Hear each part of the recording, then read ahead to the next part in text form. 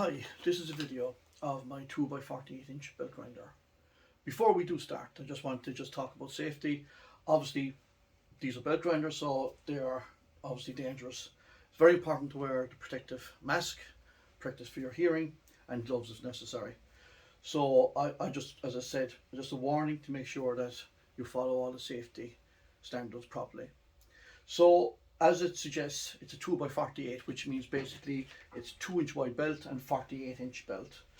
So if I take a belt here and to put it on, it's quite simple. I'm actually going to turn the grinder to the side so you can see this easier. So we've got a gas strut here at the back, which is 20 kgs, which gives the pressure to the belt. And all we have to do is make sure the belt is going the right direction, which is anti-clockwise. Put the belt on here, put it under the wheel here like so, and push this down and slide it over. It's that simple. Just kind of line it up yourself, let it go. I personally like to do that, just to give it a tap up, but I think that's just a quirk. So once you've that done, turn the grinder here again, and then you just tighten up this knob here. I do like to push it forward slightly when I do that, so that it just gives me the distance I need between the plating and the belt. So give that a good tighten up. Now the golden rule with any grinder is nothing touches the belt except the drive wheels and your work.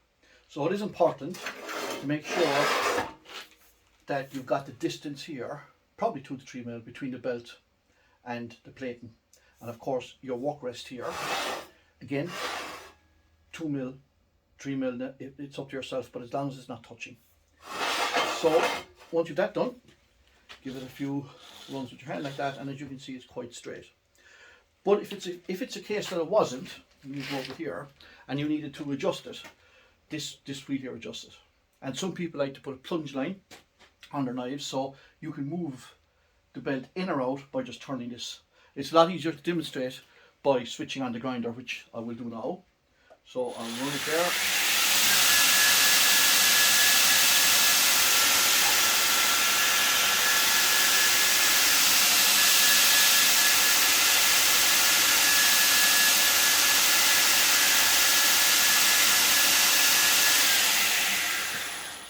As you see, when it's running, it's quite easy to move it in and out. You can also do this by hand, by moving the belt by hand and adjusting it here, which is a good idea, especially with a new belt, just to make sure it's going to run straight for you.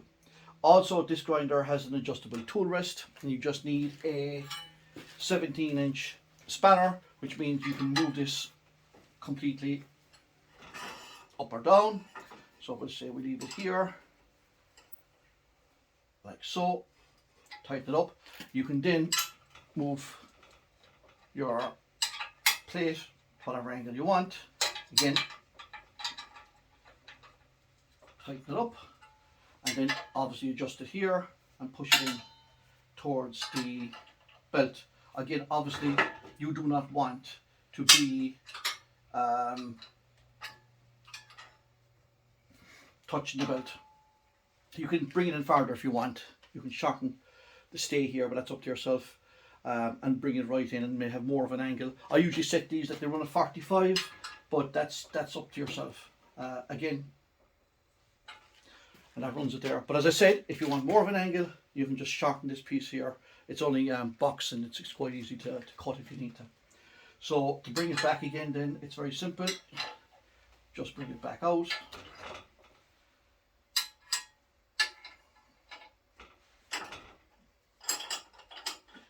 Bring this guy back down. Obviously tighten it back up. And bring it back in place again. The reason I don't put knobs here and I use spanners is because I find tightening by hand isn't strong enough. So it's much better to tighten it by a spanner. And there we go. Obviously just get it level. And once you're happy with that, tighten it back up.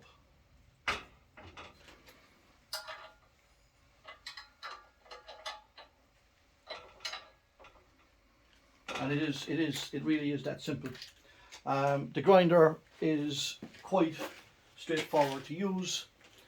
Just works like any other standard grinder, but it has the advantage of having your tilting table, and of course you can adjust the height in it, and you can adjust the belt in and out for your plunge lines down the side here. It also comes with a VFD, which you can control the speed of the grinder from 0 to 4,000 RPM, which is very good if you're doing timber handles, because if you run the grinder too fast, it'll actually burn the timber itself. Also, last but not least, this adjustable handle here, it is very important to lock that in place. Some people run them without locking it in place. It won't give you the proper angle if you don't do that. So it's very important that when you adjust the grinder, when you're, again, let's say I take off the belt here, just open that, push it down, that comes off. And I say, when you put back on the belt, it is very important to lock this into place, because that gives you the angle of the wheel, plus it keeps the pressure on the belt itself. So yeah, quite straightforward. Obviously, if there's any questions, just you'll get my email on the website or call me, and I'm more than happy to answer them for you. Thank you.